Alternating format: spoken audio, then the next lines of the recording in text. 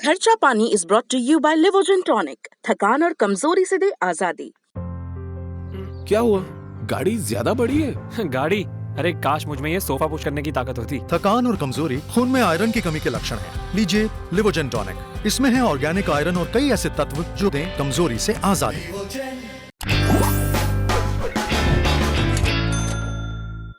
नमस्ते, मेरा नाम सिद्धांत है। ये है खर्चा पानी। आज मंगलवार है। दो तीन बड़ी खबरें हैं, साथ में जेरी राशिद कैमरे पे हैं और राशिद के कुछ एक सवाल भी हैं जो हम एपिसोड के आखिर में डिस्कस करेंगे। और साथ में हैं अंशुमान जी। धन्यवाद सिद्धांत। दर्शकों का स्वागत है खर्चा पानी में। महंगाई का ताज़ा दूसरा बड़ा थोक वाला आंकड़ा आ गया है। कल हमने खुदरा महंगाई के आंकड़े पर बात की थी जो पिछले सप्ताह के अंत में आया था, और उसकी छाया या उसका असर हमको इस महंगाई के आंकड़े पर भी दिखाई दे रहा है, जिसे हम कार्यक्रम के अंत में डिस्कस करेंगे। लेकिन सबसे पहले हम बात करते हैं एनपीएस पे। एकदम दो हमारे पास खबरें हैं। एक एजुकेशन लोन्स के एनपीए पर है। बैंकों के एनपीए एक बड़ी समस्या है। एजुकेशन लोन पर भी एक ऐसी बातचीत आ रही है सामने, जिस पर हम थोड़ी बातचीत करेंगे। और दूसरा 5G को लेकर थोड़ी बातचीत है। 5G को लेकर डिपार्टमेंट ऑफ टेलीकॉम ने कुछ सुधार वाले कदम उठाए हैं या उठा सकते हैं, ऐसी खबरें आ रही हैं। तो पहले एजुकेशन के एनपीएस पे अंशुमान जी चर्चा करते हैं। सर्ज है एजुकेशन के लोन्स के एनपीए होने में, मतलब 9.5% के आसपास की बढ़ोतरी हो चुकी है। 31 दिसंबर तक के आंकड़े बताते हैं। इस साल के जो 3 महीने बीत चुके हैं लगभग इनके तो अभी शामिल भी नहीं है, लेकिन वो बता रहे हैं कि साहब 9.5% की बढ़ोतरी हो चुकी है। आंकड़े अगर देखें तो लगभग 3,66,000 अकाउंट हैं जिनमें जिनका लोन अकाउंट है, जिनका लोन अमाउंट जो है वो 8,587 करोड़ रुपए के आसपास है। ये बैड लोन में बदल चुका है। अर्थव्यवस्था को देखने के जो तरीके हैं ना, उसमें जो नए तरीके के आंकड़े हमारे पास आते हैं सिद्धांत, वो हमें अब कुछ दूसरे तरीके से तस्वीरें दिखाते हैं। आमतौर पर हम जब रोजगार के बारे में, इनकम के बारे में बात करते हैं तो उसे हम आय के आंकड़ों से नापने की कोशिश करते हैं, जो भारत में उतने स्तरीय नहीं है। एजुकेशन लोन का ये जो नया आंकड़ा वित्त मंत्रालय ने दिया है, उस आंकड़े के हिसाब से हमें भारत में रोजगार और शिक्षा की परिस्थिति को समझने में मदद मिलती है। पिछले 3 साल में रिकॉर्ड एनपीएस हैं एजुकेशन लोन में, बढ़ते हुए दिखाई दे रहे हैं। इसका सीधा मतलब ये कि जिन लोगों ने एजुकेशन लोन लिया था उन्हें रोजगार नहीं मिले, उनकी पढ़ाइयाँ तो चल रही हैं, या पढ़ाई के बाद उनको जो रोजगार मिलना था उसके पैसे वो नहीं चुका पाए। और ये आंकड़े हमारे पास ये गिरावट बढ़ोतरी पिछले 3 साल से लगातार शुरू हो गई थी। यानी 2017-18 के बाद ही एनपीएस क्रिएट होना शुरू हुए थे। 7%, 8% की दर से बढ़ रहे थे, और इस बार ये दहाई के अंक में पहुंच रहे हैं, करीब 10% के आसपास जा रहे हैं।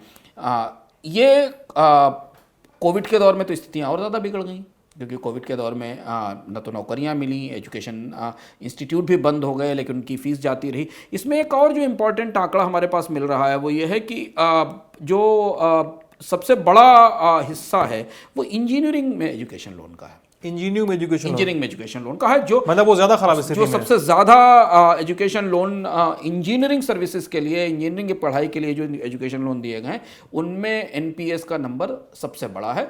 और सदर्न इंडिया में साउथ इंडिया के स्टेट से जो एजुकेशन लोन लिए गए हैं उनमें एनपीएस का नंबर काफ़ी बड़ा है। यानी इंजीनियरिंग कोर्सेज के लिए भारत में सबसे ज़्यादा लोन लिए गए, जो चाहे इंजीनियरिंग कोर्सेज में कंप्यूटर इंजीनियरिंग और सिविल इंजीनियरिंग और बाकी कोर्सेज आते हैं, उनके लिए लिए गए उसमें काफ़ी बड़ा हिस्सा एनपीएस का है।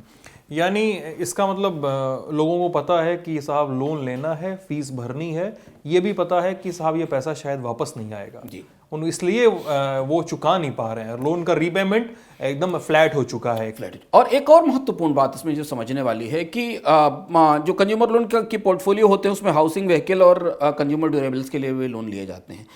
पहली बार पिछले 3 सालों में हमको ये बात दिखी है, और खासतौर से कोविड वाले साल में तो और ज़्यादा दिखी है, जब एजुकेशन लोन में एनपीएस बढ़ने की रफ्तार इनसे ज़्यादा तेज है। यानी कार लेने वाले, हाउसिंग लोन लेने वाले और कंज्यूमर ड्यूरेबल्स के लिए फ्रिज, टीवी ऐसी खरीदने वाले लोग जो लोन लेते हैं, उनकी तुलना में एजुकेशन लोन के लिए जो एनपीएस बढ़ रहे हैं उनकी रफ्तार काफ़ी तेज है। यानी कि पिछले सालों में लोगों ने बड़े पैमाने पर एजुकेशन लोन लिए, उनको अच्छे रोजगार की उम्मीदें थी। धीमे धीमे वो रोजगार की उम्मीदें टूटती चली गई, और रोजगार में गिरावट तो खासतौर से संगठित क्षेत्र के रोजगारों में। असंगठित क्षेत्र तो खैर लोन का कोई मतलब नहीं है। एजुकेशन लोन तो पूरी तरह संगठित क्षेत्र के रोजगारों के लिए लिए जाते हैं। संगठित क्षेत्र के रोजगारों में पिछले 3 साल में गिरावट आई है वो और ज़्यादा गहरा गई इस दौरान। और इसलिए ये एक बड़ी चुनौती है, एक बड़ा पोर्टफोलियो है जो बैंकों के पास अब तैयार हो गया है और खड़ा हो गया है। और हमें याद करना होगा कि हमने खर्चा पानी में पिछले वीक में इस बात पे चर्चा की थी कि कोविड जा रहा है, पर कोविड का जो असर बैंकों की बैलेंस शीट पर है ना, वो अब निकलना शुरू होगा मॉरिटोरियम, रीस्ट्रक्चरिंग और बाकी सारी चीज़ों के कारण। क्योंकि एजुकेशन लोन भी मॉरिटोरियम का हिस्सा थे, तो वो अब रिफ्लेक्ट होना शुरू करेंगे बैंकों की बैलेंस शीट में, जो पिछले साल लोगों ने कोविड के दौरान जो अपने लोन के चुकाने से मोहलत ली थी। हाँ, कोविड तो मतलब अभी जाने में काफ़ी समय है। और जो पूरा कोविड वाला साल रहा है अंशुमान जी, मतलब कोविड वाला साल ये भी साल है कोविड वाला है, अगला साल भी हो सकता है कोविड वाला हो, जिस तरह से वैक्सीनेशन की जो रेट है उसको देखते हुए कहें। लेकिन जिस फिस्कल ईयर में कोविड और लॉकडाउन सबसे ज़्यादा प्रभावी रहा, वो फिस्कल ईयर अभी खत्म हुआ नहीं है। हाँ, सो खत्म होने में 15 दिन बचे हुए हैं। और तब इस पूरे साल के जो आंकड़े आएंगे तब पता चलेगा कि बैंकिंग सेक्टर पे हम कहाँ खड़े हैं, इस इनफॉर्मल सेक्टर में कहाँ खड़े हैं, जॉब्स लॉसेस, सीएमआई के आंकड़े। हो सकता है सीएमआई एक साल भर का कंपाइलेशन हमको दे, एक साल बीतने पर कि साहब 2020 से 21 साल में आपके देश में ये सब हुआ है। तो हमको लगता है पूरा चित्र जो है, जो छोटे छोटे आंकड़े आते हैं उनका कंपाइलेशन थोड़ा ज्यादा भयावह होगा। और बैंकों के आंकड़े हमको आखिरी तिमाही का जो रिजल्ट हमारे पास आएगा बैंकों का, उसमें हमें दिखाई पड़ेगा कि उन्होंने पूरे साल भर में कितनी प्रोविजनिंग की है, क्योंकि उसी से समझ में आता है कि बैंकों को कितने लोन की वसूली की संभावना है और कितना लोन उनका वापस नहीं आएगा जिसके लिए उन्होंने प्रोविजनिंग की है। तो वो साल के अंत में जब हमें आंकड़े आएंगे तो दिखाई देगा। लेकिन कुछ और भी आंकड़े होते हैं जो तत्काल नहीं आते हैं, उनको आने में 2 महीने, 3 महीने, 4 महीने लगते हैं। जैसे एजुकेशन लोन का ये आंकड़ा जो सरकार ने दिया है, ये पिछले 3 साल का है और जिसमें दिसंबर तक का, इस साल का दिसंबर तक का हिस्सा शामिल है। अब इसमें अगर आप देखें तो साउथ इंडिया में तमिलनाडु में अकेले 3,000 करोड़ के 3,490 करोड़ के एजुकेशन लोन एनपीएस हैं। यानी तमिलनाडु के स्टूडेंट्स ने और उनकी फैमिलीज ने बड़े पैमाने पर टोटल लोन ही है 8,500 करोड़ के लोन में सबसे बड़ा हिस्सा तमिलनाडु से एजुकेशन लोन के एनपीएस का है। दूसरा हिस्सा बिहार से है। बिहार में लोगों ने कितना है अमाउंट? बिहार से जो आंकड़ा हमारे पास मिल रहा है, जो state specific outstanding education loan का, उसमें 20% हिस्सा तमिलनाडु का है और करीब 25% हिस्सा नंबर ऑफ एजुकेशन लोन में बिहार का है। लेकिन बर्डन कम है क्योंकि टिकट साइज अमाउंट कम है, टिकट साइज लोन के छोटे हैं, पर बिहार से भी एजुकेशन लोन लिए गए। अब ये इसकी रोशनी में जब आप रोजगारों की समस्या को देखने की कोशिश करें या बेकारी को लेकर लोगों के मन में जो आशंकाएं या विरोध है उनको देखने की कोशिश करें, तो आंकड़ा ये बताता है कि लोगों ने पढ़ाई के लिए और बेहतर जीविका के लिए काम शुरू करने से पहले स्वयं को कर्जदार बना लेने का भी रिस्क लिया, अपनी फैमिली को भी कर्जदार बना लेने का रिस्क लिया। लेकिन उसके बाद भी उन्हें उस तरीके के रोजगार नहीं मिले। अब ये एनपीएस कैसे बैंक सेटल करेंगे, ये शायद अगले 6 महीने में बताएंगे। हाँ, मतलब 2 चित्र हैं, एक तो बैंकों का एनपीए सेटल करना, और जिन वजह से ये एनपीए जनरेट हो रहे हैं वो एक वृहद कारण है जिस वजह से ये एनपीएस पनप रहे हैं। और एक और चीज इसमें, और जो अंतिम बात जो इस खबर पे समझना जरूरी है, वो सबसे बड़ी बात है कि ये सारा का सारा जॉब लॉस फॉर्मल सेक्टर में हुआ है, संगठित क्षेत्र में हुआ है। यानी एजुकेशन लोन लेके कोई फिटर वेल्डर या स्किल का काम करने नहीं जा रहा है। ये सारे लोन उनके लिए लिए गए हैं जिससे कि हम बड़े, कोई सिविल इंजीनियर ही बनता है, कोई सॉफ्टवेयर इंजीनियर ही बनता है, सॉफ्टवेयर इंजीनियर बनेगा, कोई साइबर सिक्योरिटी एक्सपर्ट बनेगा, कोई केमिकल इंजीनियर बनेगा। इस तरीके की पढ़ाई के लिए, जिस पढ़ाई की कॉस्ट काफी है, साल में आपको 3 लाख, 4 लाख, 5 लाख रुपए तक खर्च करने पड़ते, उसके लिए लोन लिए गए। तो यानी ये लोन जिन लोगों ने लिए थे वो पूरी तरह से इस बात के प्रति मुतमईन थे कि वो एक कोर्स पूरा करने के बाद नौकरी पा जाएंगे और जो वापस पैसा उनको मिलेगा सैलरी का, तनख्वाह का, उससे इसे चुकाएंगे। ये जॉब मार्केट का एक दूसरा चेहरा है, जो बेकारी का दूसरा चेहरा है, जो एजुकेशन लोन के पोर्टफोलियो में दिखाई देता है। तो इसलिए हमें लगा कि आज खर्चा पानी में हम जरूर एकदम बहुत जरूरी विषय था। दूसरा विषय आज का है 5G स्पेक्ट्रम को लेके। कुछ दिनों पहले 4G के जो बचे हुए बैंड्स थे उनकी नीलामी हो रही थी, नए बैंड्स की नीलामी हुई थी और नए लीज की भी नीलामी हुई थी। कुछ दिनों पहले आपको खबर होगा, हमने खर्चा पानी में भी डिस्कस किया था। लेकिन उस समय एक बैंड बचा रह गया था 4G का, 700 मेगाहर्ट्ज का, और उसको कोई छू नहीं रहा था। उस पर कोई हाथ नहीं लगाने वाला था कि हम इसमें लगाएंगे नहीं। उसकी हालत देखते हुए और सब कुछ को देखते हुए डिपार्टमेंट ऑफ टेलीकॉम ने, दूरसंचार विभाग ने ट्राई से, जो टेलीकॉम रेगुलेटर है इंडिया का, ट्राई से कहा है, मतलब ये सोर्स खबर है, मिंट में आई है ना अंशुमान जी? हाँ, तो सोर्स खबर है, उसमें ये कई सोर्सेज ने कहा है कि डॉट ने ट्राई से कहा कि 5G स्पेक्ट्रम का दाम कम कीजिए। उनका ये भय है, उन्हें ये भय है कि शायद अगर जो स्पेक्ट्रम के दाम ज़्यादा रहेंगे तो बिडर्स हाथ पीछे खींचेंगे। कई बिडर्स ने ऐसा कहा भी है रिपोर्टेडली कि अनअफोर्डेबल प्राइसिंग हम नहीं बियर कर पाएंगे। ये वो समय है जब 5G स्पेक्ट्रम के लिए रिजर्व प्राइस है वो लगभग 492 करोड़ रुपए पर मेगाहर्ट्ज है, क्योंकि ये काफी ज्यादा है, ये बहुत। और 3300 मेगाहर्ट्ज से लेकर 3600 मेगाहर्ट्ज का बैंड में 5G का स्पेक्ट्रम लिया जाना है। और ये बात टीआरआई ने डीओटी से इसलिए कही है, डॉट से इसलिए कही है, जो कि ऑक्शन करेगा स्पेक्ट्रम की नीलामी की सितंबर तक संभावना है। सरकार ने एक वर्किंग ग्रुप बनाया था जिस वर्किंग ग्रुप को इसकी जिम्मेदारी दी गई है, और नया फ्रीक्वेंसी एलोकेशन प्लान जो बनाया जा रहा है उसके तहत स्पेक्ट्रम के चार्जेस और रिजर्व प्राइस तय करने पर विचार हो रहा है। क्योंकि एक तो 5G बाजार में बहुत ज़्यादा ऑपरेटर नहीं है, जो अभी की स्थिति है, जो 492 करोड़ का पर मेगाहर्ट्ज की आप जो कॉस्ट बता रहे हैं, वो वोडाफोन आइडिया के लिए तो उठा पाना, उस पर स्पेक्ट्रम खरीद पाना बहुत ही मुश्किल होने वाला है, पहली चीज़। दूसरी चीज़, जो बचे हुए ऑपरेटर हैं और उनका जो एसोसिएशन है, COAI cellular operators association of India, उसने टीआरआई को रिप्रेजेंटेशन देके और सरकार को के सामने ज्ञापन देकर ये कहा है कि कि कंपनियां अभी इस स्थिति में नहीं हैं कि वो इतना महंगा स्पेक्ट्रम खरीद सकें। ये संकेत इस बात से भी मिले, जो 4G के स्पेक्ट्रम का जो रिन्यूअल हुआ उसमें सरकार का रिजर्व प्राइस काफ़ी ज़्यादा था, पर उस हिसाब से जो रेवेन्यू सरकार को मिला वो काफ़ी कम था। 5G के स्पेक्ट्रम को महंगा होने का डर क्यों है? क्योंकि 5G का नेशन वाइड रोल आउट होना है, पूरे देश में रोल आउट होना है। और जो भी कंपनी लाइसेंस लेंगी, दो ही कंपनियां हमको रेस में दिखाई देती हैं फिलहाल, जियो और एयरटेल, ये दोनों जो कंपनियां लाइसेंस लेंगी, इन्हें बहुत बड़े पैमाने पर स्पेक्ट्रम खरीदने के लिए, स्पेक्ट्रम के लिए पैसा खर्च करना पड़ेगा, तभी इतने बड़े देश में 5G का सब जगह रोल आउट कर सकेंगी। हर सर्किल में रोल आउट होना है, हर शहर में 5G की सर्विस लगाई जानी, तो इसलिए स्पेक्ट्रम की कॉस्ट काफ़ी ज़्यादा होने वाली है। अगर टीआरआई की बात सरकार मानती है तो भी टेलीकॉम सेक्टर में जिन लोगों से हमारी बात हो रही है, जो डिफरेंट रिपोर्ट और एनालिसिस आ रही हैं, 5G की कॉस्ट कंपनियों के लिए बहुत ज़्यादा होने वाली है। केवल स्पेक्ट्रम की लागत, इसके बाद नेटवर्क को दोबारा खड़ा करना, नेटवर्क को रोल आउट करना, और बाकी इन्वेस्टमेंट जो कैपिटल इन्वेस्टमेंट होंगे बनाने में, वो अलग होंगे। तो अब क्या जो सरकार की कमेटी है, जो वर्किंग ग्रुप है और नेशनल फ्रीक्वेंसी एक्शन प्लान जो बनाया गया है, क्या सरकार उस पर विचार करेगी और इसे करेगी? क्योंकि उम्मीद की जा रही है कि 30 से 40% रिजर्व प्राइस में शायद 5G के लिए कमी की जाए, और तभी ये शायद कंपनियां इसे अफोर्ड कर पाएंगी। क्योंकि इससे बड़ा असर सिद्धांत इस बात पर पड़ेगा कि अगर उनको महंगा स्पेक्ट्रम मिला तो 5G की सर्विस बहुत महंगी होने वाली है।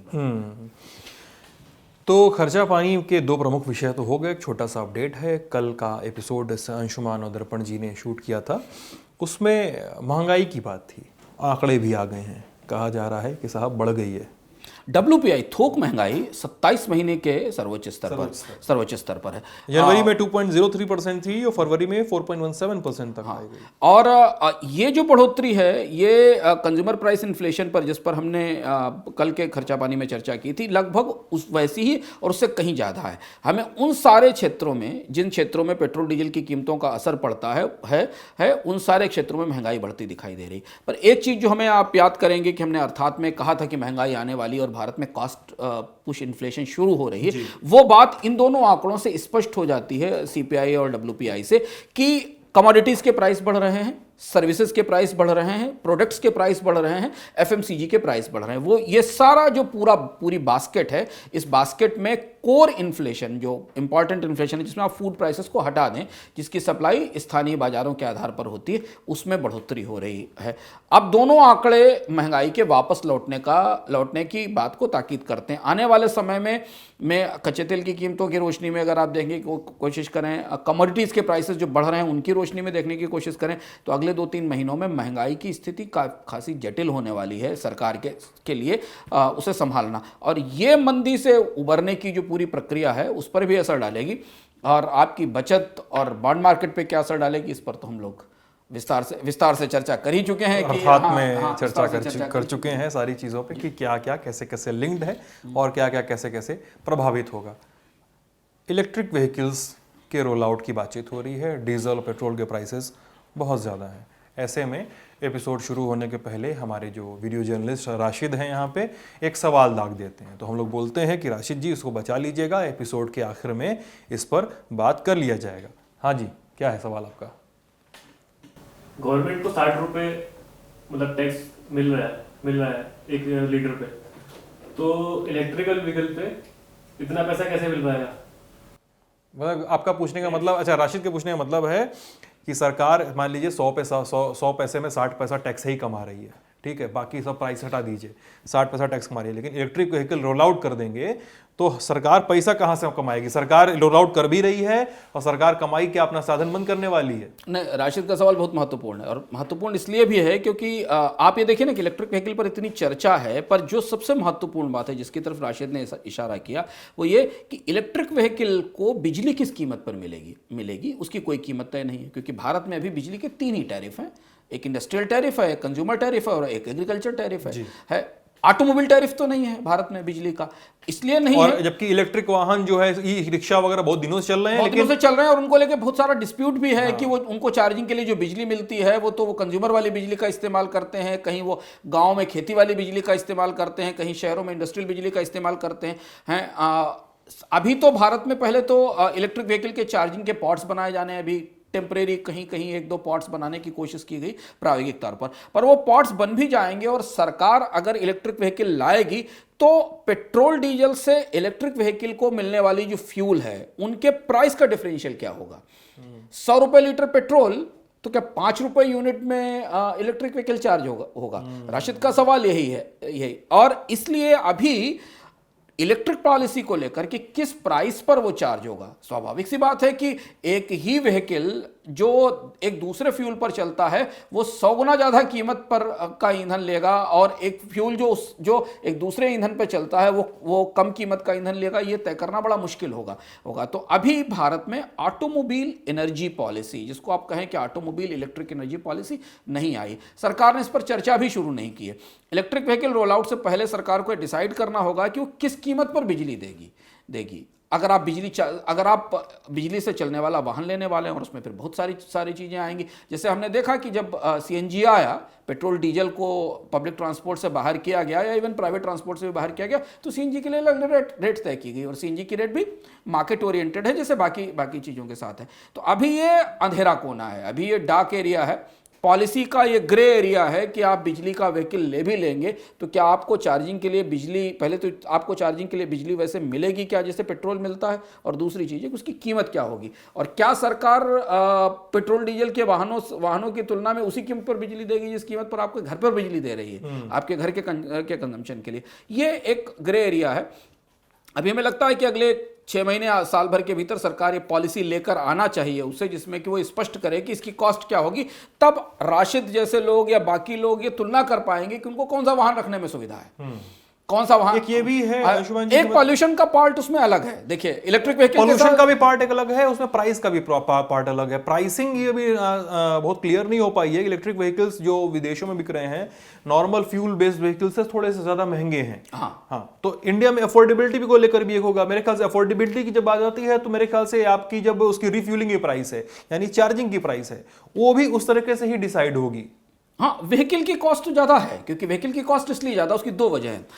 कार कंपनियों की टोटल सेल में इलेक्ट्रिक व्हीकल्स के सेल का नंबर बहुत छोटा है, तो अभी उसमें स्केल नहीं आया है। तो जब कारें कम बिक रही हैं इलेक्ट्रिक वाली, उनकी जो ज़्यादा बिकने वाली कार हैं जहां पर कंपटीशन है, जहां स्केल है, उनकी प्राइसेस स्वाभाविक रूप से कम होंगी। तो इलेक्ट्रिक व्हीकल अभी उस कीमत पर तो नहीं उपलब्ध हो सकते जिस कीमत पर आपको पेट्रोल या डीजल की कारें मिल जाएंगी। तो पहली चीज़ तो उनका स्केल आना जरूरी है, और उनका स्केल तब आएगा जब उनकी फ्यूलिंग की और चार्जिंग की फैसिलिटी कॉमन हो जाएगी। तब तक स्केल नहीं। मान लीजिए आप इलेक्ट्रिक व्हीकल लेते हैं, लेकिन अगर आप 500 किलोमीटर 1000 किलोमीटर ट्रैवल कर रहे हैं और आपको चार्जिंग फैसिलिटीज नहीं मिल रही हैं, तो आप उसे कैसे यूज करेंगे? तो अभी तो जहां जहां इलेक्ट्रिक व्हीकल इस्तेमाल हो रहे हैं दुनिया में, वो भी सिटी ट्रैफिक के तौर पर शहर के भीतर जहां जहां चार्जिंग पॉइंट्स की फैसिलिटी है वो है। और ये चीज सीधे उस बात से जुड़ी जो राशिद ने उठाया, और ये चीज वहीं से शुरू होगी कि सरकार ये तो बताए कि हम इलेक्ट्रिक व्हीकल अगर ले लेंगे तो हमारी चार्जिंग की कॉस्ट क्या होगी। होगी। या ऐसे ही हम कोई भी बिजली कंपनी, कोई भी बिजली बोर्ड ये अलाउ थोड़ी करेगा कि आप अपने घर पे जो कंज्यूमर प्राइस पे जिस पे इलेक्ट्रिसिटी चार्ज कर हाँ, रहे पता हो चला उसी से आप अपना कार पार्किंग में लगा एक्सटेंशन बोर्ड खींच के चार्ज में लगा दिए। उसी से आप चार्ज करने लगे। ये तो संभव नहीं होगा, क्योंकि कॉमर्शियली फिर तो डिस्पैरिटी होगी बाजार में कि पेट्रोल वाला जो है वो 100 रुपए पे कर रहा है और बिजली व्हीकल वाला 7 रुपए पे कर रहा है। तो ये हिस्सा अभी ग्रे एरिया है। हाँ, अभी थोड़ा सा बहुत सारी चीजें इसमें डिटेल्स आने स्पष्टता नहीं बचा है। हाँ, डिटेल्स बहुत ज्यादा आने पर ही चीजें क्लियर होंगी थोड़ी। तो ये था हमारा आज का खर्चा पानी। कैसा लगा आपको जरूर बताइएगा वीडियो के कमेंट सेक्शन में। सवाल लिखिए, सुझाव दीजिए, शिकायत कीजिएगा। मैं हूं सिद्धांत, साथ में हैं अंशुमान जी, जेरी राशिद कैमरे के पीछे। आप ललन टॉप देख रहे थे, शुक्रिया।